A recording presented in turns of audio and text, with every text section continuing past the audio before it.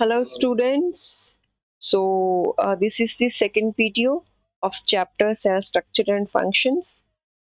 तो आज हम पढ़ेंगे cell shapes and sizes, different cell shapes कौन सी होती हैं, next parts of cell and different types of cell, plant cell, animal cell, उनमें comparison and prokaryotic and eukaryotic cell. So without wasting time, let's move on to our content.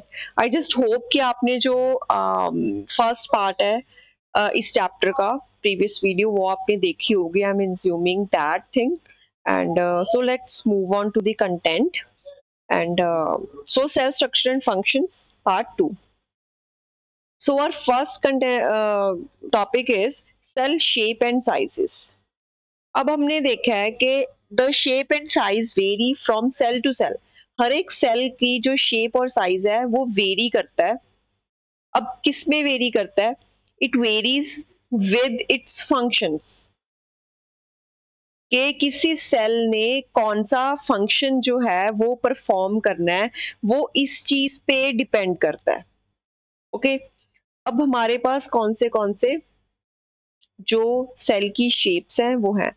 Number 1 is Oval, round or spherical, and its example is human RBCs. Human RBCs means red blood corpuscles or red blood cells. Next is spindle shaped, long and pointed at both ends, जैसे कि हमारे muscle cells. Okay. Next is branched and elongated, लंबे और जिनकी कुछ fiber like projections होती हैं, जैसे कि हमारे nerve cells. And next we have kidney shaped cells, that is guard cells in leaves. Okay, we have some figures of these. It is our smooth cell, smooth muscle cell. अब muscle cell ऐसा क्यों होता है? Because जो हमारी muscles हैं उन्होंने regularly rapidly contraction and expansion करनी होती है. दैट्स वाई जो हमारा मसल सेल है वो ऐसा दिखता है. उसके बाद ये है हमारा नर्व सेल. नर्व सेल में आप देखो कि इसके कुछ ये फिंगर लाइक प्रोजेक्शंस हैं, फाइबर लाइक प्रोजेक्शंस, जिनको हम डेंड्राइट्स बोलते हैं. अब ये डेंड्राइट्स हैं क्यों है, और ये जो नर्व सेल है इसकी इतनी लेंथ क्यों है? इट डिपेंड्स कि इसने कैसा फंक्शन परफॉर्म करना है. अब ये कैसा फंक्शन परफॉर्म करता है? नर्व सेल क्या करता है? इट ट्रांसमिट्स द मैसेजेस ना from one cell to another. Okay, body में हमारे मैसेजेस ट्रांसफर करने का सारा काम नर्व सेल ही तो करता है.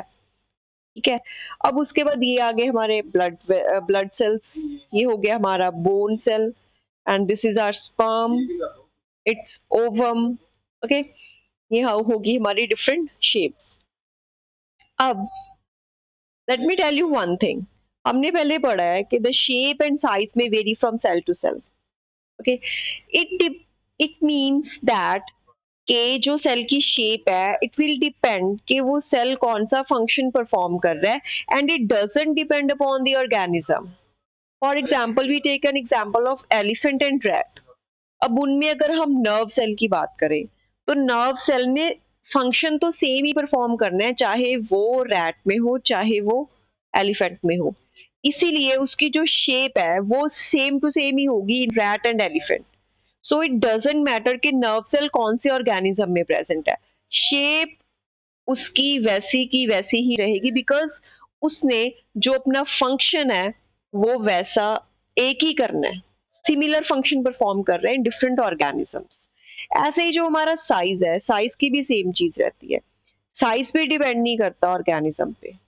ओके, जो सेल है उसका शेप एंड साइज दोनों चीजें ही ऑर्गेनिज्म टू ऑर्गेनिज्म वेरी नहीं करती हैं. उसका फंक्शन डिपेंड करता है कि उसने, अगर वो नर्व सेल है, उसने इतना सारा वर्कलोड है उस पर, उसने मैसेजेस ट्रांसफर करने हैं, reflex actions and all that सारा कुछ करना है, तो वो क्या करेगा? उसकी वैसी शेप है. ठीक है. अब अगर हम मसल सेल की बात करें तो उसकी अलग शेप है. इट डजेंट मैटर कि मसल सेल एलिफेंट का है तो किसी और शेप का होगा, और जो उसमें है हमारा रैट में है वो किसी और शेप का होगा. वैसे ही अगर हम गार्ड सेल्स की बात करें, किसी भी प्लांट का लीफ है चाहे, कोई भी ट्री है, वो बड़ा है छोटा है, उसमें जो गार्ड सेल की शेप है ना, वो किडनी शेप ही रहेगी, वो चेंज नहीं होगी. Okay, so that's how the shape and size of a cell, it's a variant of function, not the organism. Next, लेकिन स्टिल हमारे पास कुछ ऐसे ऑर्गेनिजम्स हैं जिनमें जो सेल्स हैं वो अपनी जो शेप है वो चेंज करते रहते हैं. We have two exceptions. Number one is amoeba and number two is WBCs in human. अब WBCs account for white blood cells.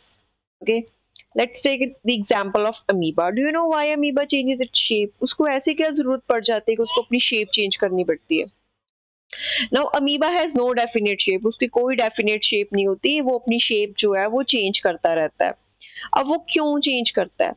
The change in shape is due to the formation of pseudopodia. वो pseudopodia बनाता है. Okay, हमने देख लिया number one कि वो क्या बनाता है? Pseudopodia. Okay, अब वो pseudopodia क्यों बनाता है? सूडोफोडिया वो इसलिए बनाता है ताकि एक तो वो मूवमेंट कर सके एंड सेकेंडली वो फूड को कैप्चर कर सके for engulfing the food. Okay, हमने देख लिया, मैम आपने बता दिया. अब करता कैसे है? करता वो ऐसे है. ये अमीबा है, ये अमीबा के पास पड़ा है फूड पार्टिकल. ओके, अब इसने इसको एनगल्फ करना है, इसने इसको लेके जाना है. कैसे लेके जाएगा? पहले वो फूड पार्टिकल के सराउंडिंग अपनी ऐसे सरफेस लेके आएगा, इसको हम बोलते हैं स्यूडोफोडिया. फिर उसको वो ऐसे घेर लेगा. ठीक है, स्यूडोफोडिया से लेके फूड वैक्यूल बनाने तक के प्रोसेस को हम बोलते हैं इजेशन. उसके बाद उसको वो डाइजेस्ट करेगा. उसके बाद जो उसका वेस्ट मटेरियल है वैसे ही स्यूडोफोडिया बना के वो उसको इजेक्ट कर देगा. That's how amoeba changes its shape. Okay, कैसे चेंज करता है? पहले वो स्यूडोफोडिया बनाता है, और स्यूडोफोडिया क्यों बनाता है? बिकॉज उसको फूड कैप्चर करना होता है. ओके, अब हम सेल साइज की बात करते हैं. सेल साइज हमने देखा था, उसका ऑर्गेनिज्म की बॉडी के साथ कोई रिलेशन नहीं है, लेकिन हम मेजर कैसे करते हैं सेल और उसके ऑर्गेनल्स को? अब ऑर्गेनल्स क्या होते हैं? जो सेल के अंदर डिफरेंट डिफरेंट पार्ट्स हैं. Okay, in the fractions of millimetre. Millimetre के नीचे माइक्रोन आ जाता है, उसमें भी मेजर करते हैं. क्यों इतना छोटा यूनिट क्यों हम यूज करते हैं? बिकॉज जो हमारा सेल है it is microscopic in nature, हम उसको नेक्ड आई से नहीं देख सकते हैं. Exceptions are always there. Ostrich egg, hen egg, ठीक है, जो कि हमारे क्या है, हम उनको नेक्ड आई से देख सकते हैं. एग्जाम्पल, आरबीसीज जो है वो हमारा 7 माइक्रोमीटर्स के ही है, लेकिन जो नर्व सेल है वो हमारा 100 सेंटीमीटर है, लॉन्गेस्ट है. ओके, नेक्स्ट हमने ऑलरेडी पढ़ लिया है that size of the cell has no relation with the body of organism. It depends upon the its function. Okay. Next main चीज हम करेंगे parts of cell. अब सेल्स का हमने देखा है कि यूजुअली वो डिफर करते हैं अपने शेप्स और साइजेस में. कोई राउंड है, कोई ब्रांच्ड है, ठीक है, कोई एलोंगेटेड है. ओके, लेकिन उनमें कुछ सिमिलैरिटीज होती हैं. कौन सी सिमिलैरिटीज होती हैं? सिमिलैरिटीज होती हैं ये कि उनके स्ट्रक्चर में. सबसे पहले एक सेल के मेनली जो पार्ट्स होते हैं वो 3 पार्ट्स होते हैं. Number 1 is cell membrane, number 2 is cytoplasm and number 3 is nucleus. अब हम इनको देखते हैं. सबसे पहले हमारे पास सेल मेम्ब्रेन. सेल मेम्ब्रेन को हम प्लाज्मा मेम्ब्रेन भी बोलते हैं. ये जो एक सेल की आउटर वॉल है, ये आउटर वाला पोर्शन है, इसको हम बोलते हैं cell membrane. Okay, cell membrane हो गया ये. अब every cell is bound by a thin delicate membrane is called cell membrane, जिसको हम प्लाज्मा मेम्ब्रेन भी बोलते हैं. और वी कैन से हम इसको रिलेट कर सकते हैं विद आवर स्किन, कि हमारी स्किन जो है वो हमारी बॉडी की आउटर मेम्ब्रेन होगी, वैसे सेल की जो आउटर मेम्ब्रेन है वो उसकी सेल मेम्ब्रेन होती है. Now it is porous. Means के ये अपने में से कुछ सब्सटेंसेस की एंट्री और एग्जिट अलाउ करती है। कुछ सब्सटेंसेस जो सेल को चाहिए उनकी एंट्री और जो नहीं चाहिए उनकी एग्जिट, लेकिन कुछ सिलेक्टेड सब्सटेंसेस ही, इसीलिए हम इसको बोलते हैं selectively permeable membrane. Okay, selectively means जो जरूरत वाले हैं उन्हीं को चूज करती है वो, परमिएबल मींस वो अपने में से अलाउ करती है, एंड मेम्ब्रेन तो वो है ही है। Next is it provides an outer boundary to cell, हमने देख लिया, एंड सेपरेट से सेल फ्रॉम वन अनदर। अब देखो हमने देखा था जब हमने सेल की डेफिनेशन की थी कि जो सेल्स हैं वो एज अ कंपार्टमेंट्स, जैसे हनी कॉम में कंपार्टमेंट्स बने होते हैं, वैसे वो एक दूसरे के साथ ऑर्गेनाइज्ड है एक डेफिनेट शेप में, एक डेफिनेट स्ट्रक्चर में। अब वो कैसे पता चलता है कि ये 1 सेल है, ये 2 सेल है, ये 3, ये 4? बिकॉज उनमें एक बाउंड्री होती है जिससे हमें पता चलता है। तो वो बाउंड्री कहाँ से मिलती है? वो बाउंड्री हमें मिलती है इस सेल मेम्ब्रेन से। ओके, नेक्स्ट जो ये इसका नेक्स्ट काम है वो है कि ये सेल को प्रोटेक्ट करती है from any sort of injury. Okay, next we have cytoplasm. अब सेल के अंदर जो ये पोर्शन पड़ा है, सेल के अंदर वाला पोर्शन है, ये हमारा क्या होता है? एक लिक्विड होता है, dense liquid. Okay, dense liquid होता है, जेली लाइक सब्सटेंस होता है ये सारा पोर्शन। जितने भी सेल के केमिकल रिएक्शंस होते हैं वो सारे साइटोप्लाज्म में होते हैं। अब साइटोप्लाज्म में ही क्यों? वो इसलिए क्योंकि जो भी सेल के मेन पार्ट्स हैं जिन्होंने डिफरेंट डिफरेंट काम करने होते हैं, वो सारे सेल ऑर्गेनेल्स कहते हैं हम जिनको, वो सारे इसी साइटोप्लाज्म में पड़े होते हैं।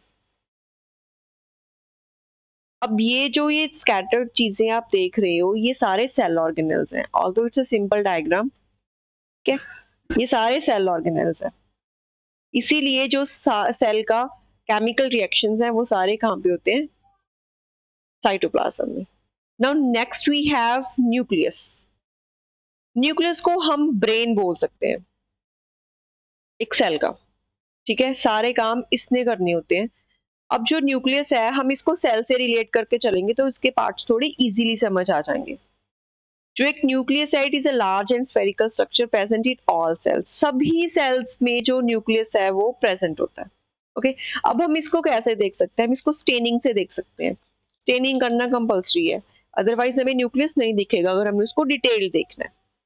ठीक है, अब न्यूक्लियस जो एनिमल सेल होता है, जो ह्यूमंस में और एनिमल्स में सेल होता है, उसमें एट द सेंटर प्रेजेंट होता है, और जो प्लांट सेल में होता है उसमें at the periphery of the cell. Periphery means के सेल मेम्ब्रेन के पास में। वो क्यों होता है वो हम आगे देखेंगे।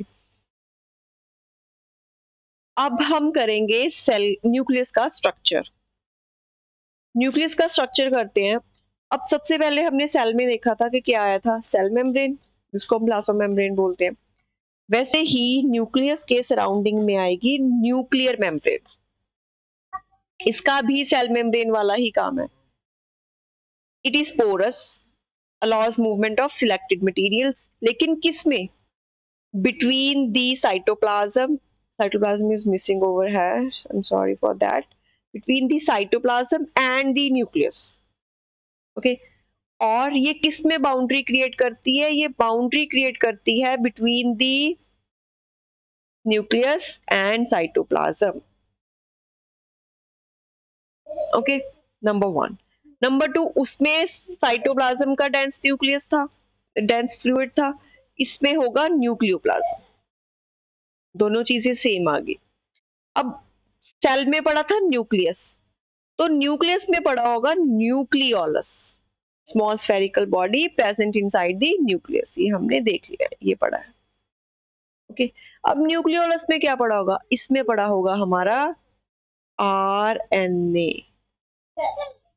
अब आरएनए हमारा क्या होता है? Ribonucleic acid, sorry for this, ribonucleic acid. Okay, अब हमने उसमें देखा था कि कुछ सेल ऑर्गेनेल्स प्रेजेंट हैं, तो न्यूक्लियस में क्या प्रेजेंट होगा? न्यूक्लियस में भी कुछ चीजें प्रेजेंट है, कुछ थ्रेड लाइक स्ट्रक्चर्स प्रेजेंट है, जैसे धागे पड़े हुए हैं, इनको हम बोलते हैं क्रोमेटिन फाइबर्स।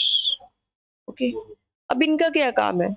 इनका काम ये है कि जब भी न्यूक्लियस की डिवीजन हो रही है, मान लो हमारी सेल डिवीजन हो रही है तो न्यूक्लियस भी डिवाइड होगा, वी नो दैट। जब भी ये डिवीजन हो रही है ना, तो जो ये क्रोमेटिन फाइबर्स हैं ये कंडेंस हो जाएंगे और बना देंगे क्रोमोसोम्स, और उन क्रोमोसोम्स में पड़े होते हैं हमारा डीएनए, हमारे जीन्स, जो ट्रांसफर होते हैं from parents to offspring. Okay, so nucleus के कौन से पार्ट्स हो गए? Nuclear membrane, nucleoplasm, nucleolus and chromosomes. जो आरएनए है it is present in nucleolus, जो डीएनए है it is present in chromosomes. Got it? Next we have functions of nucleus. Nucleus के फंक्शंस क्या हैं? न्यूक्लियस एक तो जो भी हमारे सेल की मेटाबॉलिक एक्टिविटीज है उनको कंट्रोल करता है। Second, it is responsible for passing genetic characteristics, genes हमने देखा है थ्रू क्रोमोसोम्स। अब आप सोचो, what would happen if there is no nucleus in the cell? इसका आंसर आप लोग कमेंट सेक्शन में दोगे अगर आपको कुछ समझ में आया है। And I am just hoping कि आप इसका आंसर दोगे अच्छे से। what would happen if there is no nucleus in the cell? Okay, rest मैं इसके डिस्क्रिप्शन आपको नेक्स्ट वीडियो में दे दूंगी जिसपे हम क्वेश्चन आंसर्स डिस्कस करेंगे। ओके, नेक्स्ट है कि हमने देखा था कि जो हमारे सेल और सेल का साइटोप्लाज्म है उसमें कुछ ऑर्गेनल्स पड़े हैं, कुछ पार्ट्स पड़े हैं जो कि सारी की सारी केमिकल रिएक्शंस को कैरी आउट करते हैं। अब उनको हम बोलते हैं सेल ऑर्गेनल्स के, और वी कैन से सेल के ऑर्गन्स। ठीक है, these are small structures present in our cytoplasm. अब ये हैं कौन से? सबसे पहले हमारे पास है माइटोकॉन्ड्रिया। माइटोकॉन्ड्रिया इज here, ये रहा हमारा mitochondria. Okay, mitochondria is the powerhouse of the cell. क्यों बोलते हैं भाई इसको पावर हाउस? अब जब भी रेस्पिरेशन हो रही है और हमारी बॉडी में एनर्जी प्रोड्यूस हो रही है, वो कहाँ पे स्टोर होती है? वो हमारी माइटोकॉन्ड्रिया में स्टोर होती है। जो भी सेल में काम हो रहा है, जो एनर्जी प्रोड्यूस हो रही है, इवेंचुअली हमारी बॉडी का सारा काम कौन करता है? सेल्स करते हैं। ठीक है, तो जो सेल्स एनर्जी प्रोड्यूस कर रहे हैं वो उसको कहाँ पे स्टोर कर रहे हैं? उसको स्टोर कर रहे हैं वो माइटोकॉन्ड्रिया में। Okay, next we have vacuoles. अब वैक्यूल्स का काम ये है, ये पड़े हैं हमारे वैक्यूल्स। वैक्यूल्स को देखो, कुछ सेल्स प्रेजेंट होते हैं हमारे प्लांट्स में, कुछ एनिमल्स में। अब जो तो एनिमल्स में वैक्यूल्स होते हैं वो तो बहुत बड़े होते हैं, और वो इतना बड़ा होता है कि उसी की वजह से जो न्यूक्लियस है वो बिल्कुल साइड में चला जाता है सेल मेम्ब्रेन के पास। ओके, और जो एनिमल सेल होता है उसमें ये ऐसे स्कैटर्ड से होते हैं, अदर वैसे तो एब्सेंट होते हैं, अगर प्रेजेंट भी हैं तो स्मॉल होंगे और काफी स्कैटर्ड से होंगे। ठीक है, अब इनका काम क्या है? इनका काम ये है, ये यूजुअली प्लांट सेल में होते हैं, तो इनका काम ये है कि जो भी सॉल्युबल फूड है प्लांट्स का, जो भी सिक्रेशंस हैं, जो भी वेस्ट्स हैं, उनको स्टोर करना और क्या बना देना? Cell sap. Cell sap we can say, आपने देखा होगा कि प्लांट्स की बात में से कुछ वैक्सी, कुछ लिक्विड सा निकलता होता है। ठीक है, उसको हम सेल सैप बोलते हैं। Next we have endoplasmic reticulum. Endoplasmic reticulum is hair.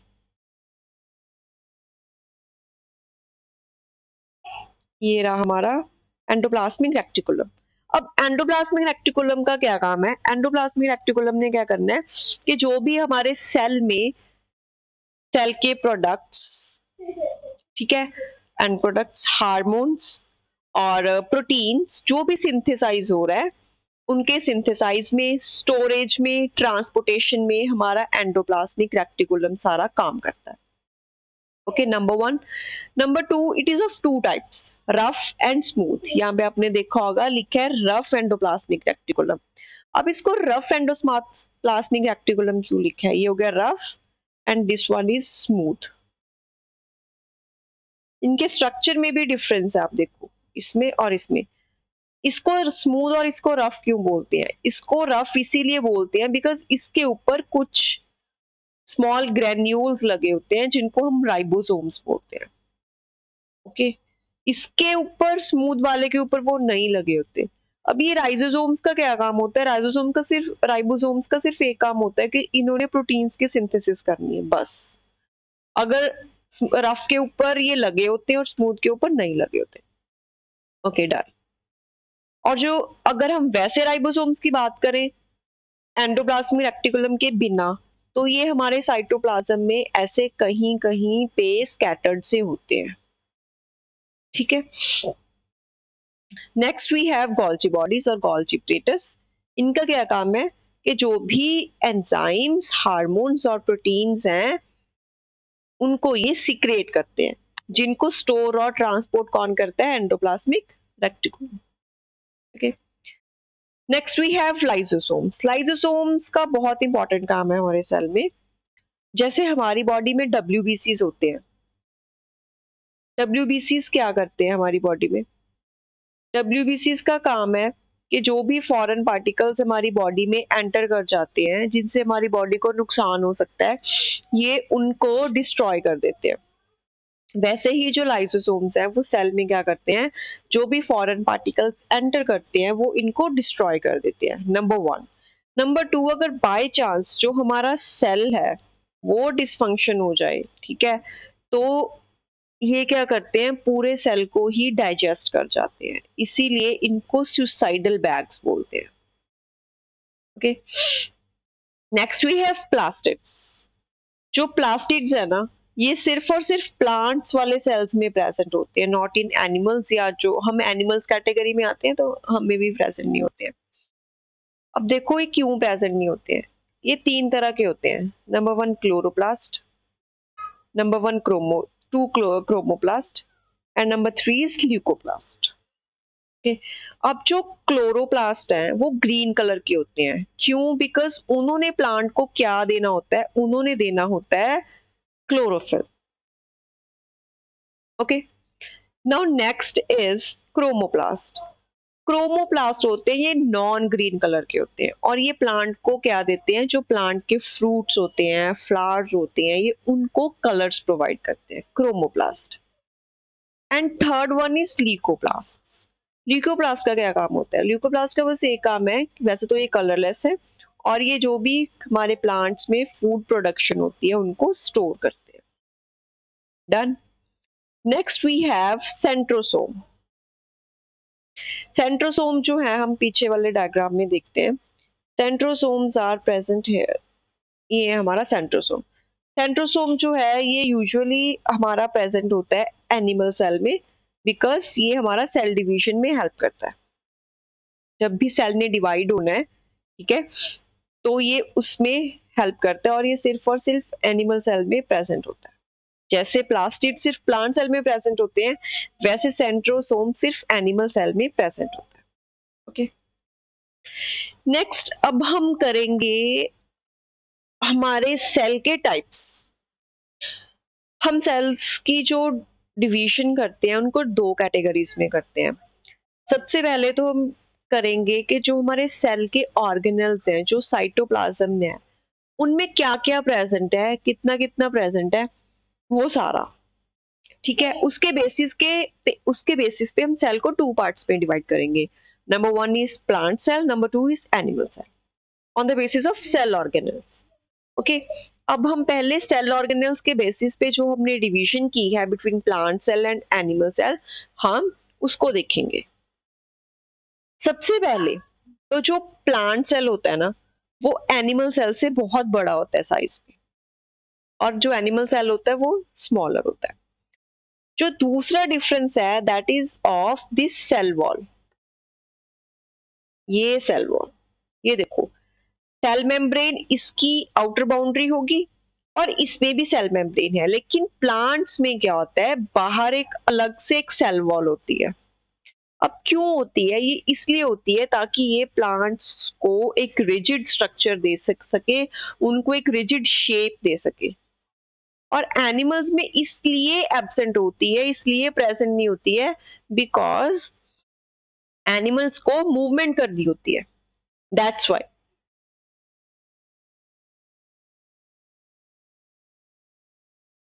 Now next difference is size done, cell wall done. Next difference is plastids. देखते हैं, ये रहे हमारे प्लास्टिड्स, ये रहा क्लोरोप्लास्ट। ओके, जो हमारे प्लास्टिड्स होते हैं वो प्रेजेंट होते हैं in plant cell. Animal cell को जरूरत नहीं है, हमें क्लोरोफिल की क्या जरूरत है ना। Next we have vacuoles.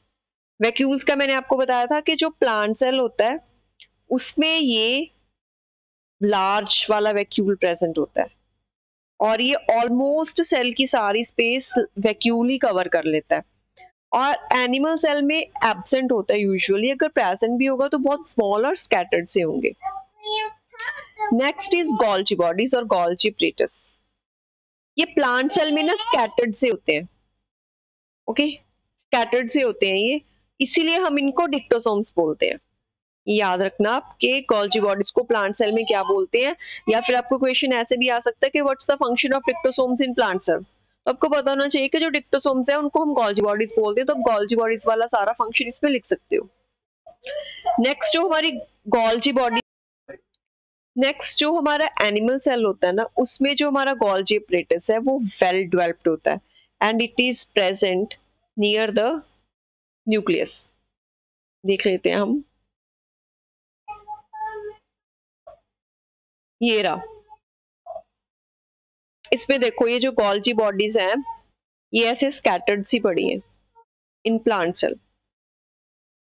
और जो एनिमल सेल है इसमें ये रही गोल्जी बॉडीज। ठीक है, ये वेल डिफाइंड है और न्यूक्लियस के बिल्कुल साथ में पड़ी है। Next is centrosomes. सेंट्रोसोम्स हमने देखा है कि प्लांट सेल में एब्सेंट होते हैं और एनिमल सेल में ये प्रेजेंट होते हैं, बिकॉज एनिमल सेल में इन्होंने क्या करवानी होती है, cell division. And next point is food. अब प्लांट सेल जो है वो फूड हमने देखा था कहाँ पे स्टोर करते हैं, ल्यूकोप्लास्ट्स। ठीक है, और किस फॉर्म में स्टोर करता है, in the form of starch. And in animals it is stored in the form of glycogen. Okay, so अब हम नेक्स्ट देखेंगे जो हमारे सेल की डिवीजन है on the basis of nuclear organization. हम सेल्स को कितने पार्ट्स में डिवाइड कर सकते हैं कि उसका जो न्यूक्लियस है वो कैसा ऑर्गेनाइज हुआ है इन अ पर्टिकुलर सेल। ओके, तो न्यूक्लियस कैसे प्रेजेंट है उसके बेसिस पे जो हमारे सेल्स हैं वो टू टाइप्स के हैं, प्रोकार्योटिक एंड यूकार्योटिक। जो प्रोकार्योटिक सेल्स है ना उनमें जो न्यूक्लियस होता है वो वेल ऑर्गेनाइज नहीं होता, वो ना ऐसे खिलरा सा होता है in the form of nuclide. अब ऐसे क्यों होता है, वो ऐसे इसलिए होता है बिकॉज उसको ऑर्गेनाइज करने के लिए कुछ न्यूक्लियर मेम्ब्रेन ही नहीं होती जो उसको ऑर्गेनाइज कर सके। ठीक है, उसमें न्यूक्लियर मेम्ब्रेन नहीं होती, इसीलिए वेल ऑर्गेनाइज न्यूक्लियस नहीं होता है। सेकेंडली, इनमें सेल ऑर्गेनेल्स भी प्रेजेंट नहीं होते हैं, जैसे माइटोकॉन्ड्रिया, क्लोरोप्लास्ट, लाइसोसोम्स हमने पढ़े थे, वो सारे इनमें प्रेजेंट नहीं होते हैं। ओके, अब देखो इनमें थोड़े से प्रेजेंट होते हैं, ये राइबोसोम्स प्रेजेंट हैं। ओके, ये हाँ बस वही प्रेजेंट है, प्लाज्मिड प्रेजेंट है, ये बैक्टीरियल सेल की हम एनाटॉमी देख रहे हैं, नॉट मी। उसके बाद जो ऑर्गेनिजम्स में ये हमारे प्रोकार्योटिक सेल्स होते हैं उनको हम बोलते हैं प्रोकार्योट्स। और हमारे सिर्फ ऐसे दो ही ऑर्गेनिजम्स हैं जो कि प्रोकार्योट्स हैं। Number 1 is bacteria and number 2 is blue green algae. Okay, सिर्फ दो ही एक्सेप्शंस हैं प्रोकार्योट्स की, that is bacteria and blue green algae. सिर्फ इन्हीं में जो हमारा न्यूक्लियस है वो वेल ऑर्गेनाइज्ड नहीं होता। Next is eukaryotic cells. अब वो सेल्स जिनमें जो न्यूक्लियस है वो वेल डिफाइंड भी है। ठीक है, वेल डिफाइंड कैसे होगा, अगर उसमें एक न्यूक्लियर मेम्ब्रेन है। तो इसीलिए जितने भी ऑर्गेनिजम्स हैं other than bacteria and blue green algae वो सारे हमारे यूकार्योट्स हो जाएंगे। For example plants, animals, fungi, protozoa. ठीक है, ये सारे हमारे क्या हो जाएंगे, यूकारियोट्स। अब अगर मैं पूछूं कि जो प्लांट सेल है वो प्रोकारियोटिक है कि वो यूकारियोटिक है, तो वो डेफिनेटली वो यूकारियोटिक हो जाएगा, बिकॉज उसमें जो न्यूक्लियस है वो प्रेजेंट है और वेल डिफाइंड है। ऐसे ही जो एनिमल सेल है वो भी यूकारियोटिक सेल है। सो आई एम जस्ट होपिंग कि आपको जो सेल स्ट्रक्चर एंड फंक्शंस वाला चैप्टर है वो समझ आया होगा। and in the next video we'll be discussing the important questions, short questions, long questions and all that stuff related to this chapter. And I just hope that you enjoyed the content and आपको समझ आया है। So please do like, share and subscribe the channel. Thank you so much.